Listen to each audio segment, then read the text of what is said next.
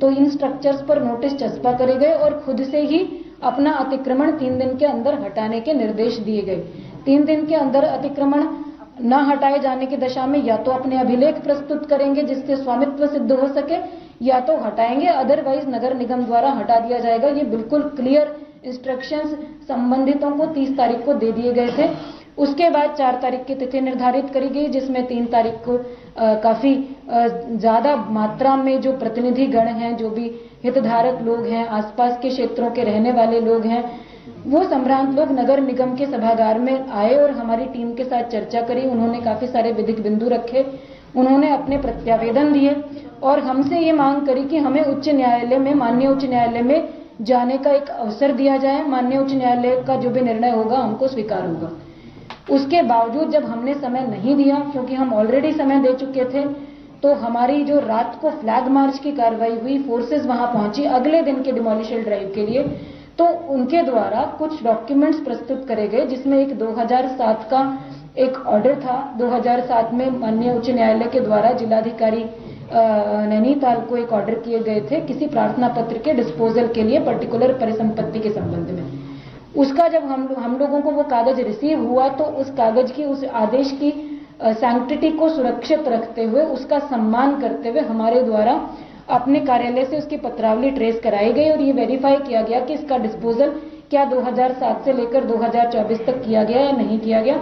उसका डिस्पोजल की जब विधिक स्थिति स्पष्ट नहीं हुई, तो जल्दबाजी में डिमोलिशन ड्राइव न करके उसको उस दिन रोक दिया गया, ताकि संबंधित पक्षों को वैधानिक कार्रवाई करने का पर्याप्त अवसर दिया जा सके। किसी भी प्रकार की जल्दबाजी में ऐसी कोई कार्रवाई ना हो जो विधि विरुद्ध हो या लीगल प्रोसेस अपनाकर ना करी जाए।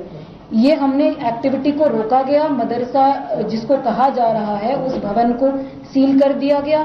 सभी की सहमति ली गई। वो हमारे पोजीशन में था, नगर निगम के एडमिनिस्ट्रेशन के पोजीशन में था। पीएसी वहां पर पोस्टेड थी। किसी भी व्यक्ति का उसमें कोई अहित होने की संभावना नहीं थी।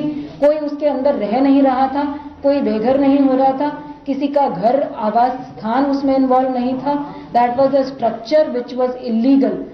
और उसको डिमोलिश करने से पहले जितनी भी विधिक प्रक्रियाएं हो सकती हैं वो पूर्ण करी गई। जब हमने अगले दिन 2007 के ऑर्डर का डिस्पोजल किया नेक्स्ट डे अपने कार्यालय में, उसके बाद इस बीच में संबंधित पक्ष के द्वारा माननीय उच्च न्यायालय से नोटिस पर स्टे लगाए जाने की डिमांड करी गई। माननीय उच्च न्यायालय ने 2 दिन सुनवाई करी और दूसरे दिन सुनवाई में ये निर्देश दिए कि जो याचिकाकर्ता पक्ष है उनको किसी भी प्रकार की राहत दिए जाने से मना कर दिया गया। जो हम लोगों को जो माननीय उच्च न्यायालय से हमारा कम्युनिकेशन का माध्यम होता है अपने सरकारी एडवोकेट्स के थ्रू, उनके थ्रू कम्युनिकेट हुआ। प्रॉपर इन राइटिंग के ओरल ऑर्डर्स में किसी भी प्रकार का रिलीफ संबंधित पक्षों को माननीय उच्च न्यायालय के द्वारा नहीं दिया गया है।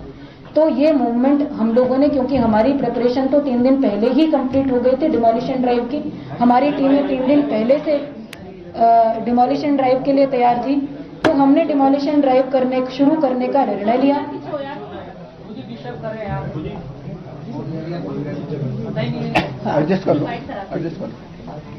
तो हमारे द्वारा डिमोलिशन ड्राइव जो है कंटिन्यू करने का निर्णय लिया गया, क्योंकि किसी भी प्रकार का स्टे संबंधित परिसंपत्ति पर नहीं था, किसी व्यक्ति का कोई अधिकार नहीं था।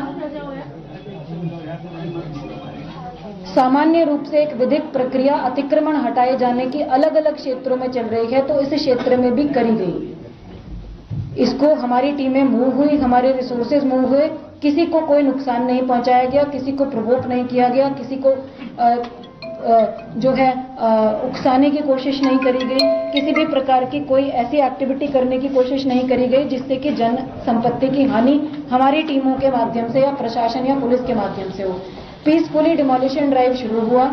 प्रिवेंशन के लिए फोर्स लगाई गई, अतिक्रमण की कार्रवाई के लिए जितनी फोर्स रिक्वायर्ड होती है वो लगाई गई, लेकिन कुछ अराजक तत्वों के द्वारा अनप्रोवोक्ड, अनहार्म्ड, अनटच्ड तरीके से पूरी कार्रवाई होने के बाद भी बड़ी मात्रा में with in half an hour इकट्ठा होकर जो है हमारी जो टीमें हैं नगर निगम की, उन पर पहला अटैक किया गया पत्थरों के माध्यम से।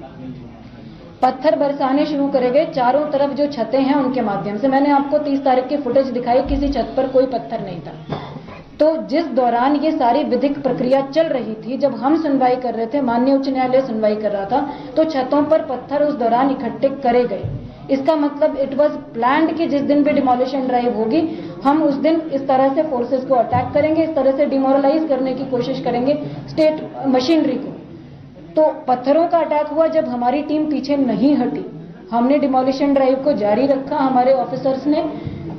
उसके बाद जब पहली मॉब जो आई पत्थरों के साथ, उनको डिस्पर्स कर दिया गया, तो दूसरी मॉब आई जिनके हाथों में पेट्रोल बम थे, जो फ्यूल होता है उसकी प्लास्टिक की बॉटल्स थी, उसमें उन्होंने आग लगा कर फेंकी। आप लोगों ने वीडियो फुटेज में भी देखा, आप लोग अभी तक सब कवर भी कर चुके हैं। ये फेंका गया, ये भी अनप्रोवोक्ड था, बिल्कुल प्रोवोक नहीं किया गया था। तब तक हमारी टीम ने किसी भी प्रकार का फोर्स इस्तेमाल करना शुरू भी नहीं किया था। They were busy in demolishing the structure और protecting themselves, protecting the state government machinery. तो उसके बाद जब पेट्रोल बम आगजनी की घटनाएं शुरू हुई और उसके बाद भी टीमें पीछे नहीं हटी, तो थर्ड स्टेप में उस मॉब जो था, अराजक तत्व, उनके द्वारा थाने का घेराव किया गया। थाने में हमारे मजिस्ट्रेट थे, हमारे पुलिसकर्मी थे, हमारे ऑफिसर्स थे, हमारी कुछ मशीनरी थी, टीमें थी, असला था, बहुत सारी चीजें थी। तो थाने को घेरा गया। थाने के अंदर जो लोग बैठे हुए थे उनको बाहर नहीं निकलने दिया गया, उन पर पहले पथराव किया गया, फिर पेट्रोल बम फेंके गए, थाने के बाहर खड़े वाहनों में आग लगा दी गई। उसका जो धुआं था आगजनी का, वो धुआं सारा थाने में भर गया और अंदर जो ऑफिसर्स थे उनको सफोकेशन होने लगा। तो पहले अनाउंस करा गया, आंसू गैस के गोले छोड़े गए, अनाउंस करा गया लाउड स्पीकर पर कि आप लोग डिस्पर्स हो जाएं, अन्यथा हमको बल प्रयोग करना पड़ेगा। उसके बाद पानी की बौछार भी अग्निशमन के माध्यम से करी गई ताकि उस आग को बुझाया जा सके और जो लोग अंदर फंसे हुए हैं उनको सफोकेशन से बचाया जा सके, ये भी किया गया।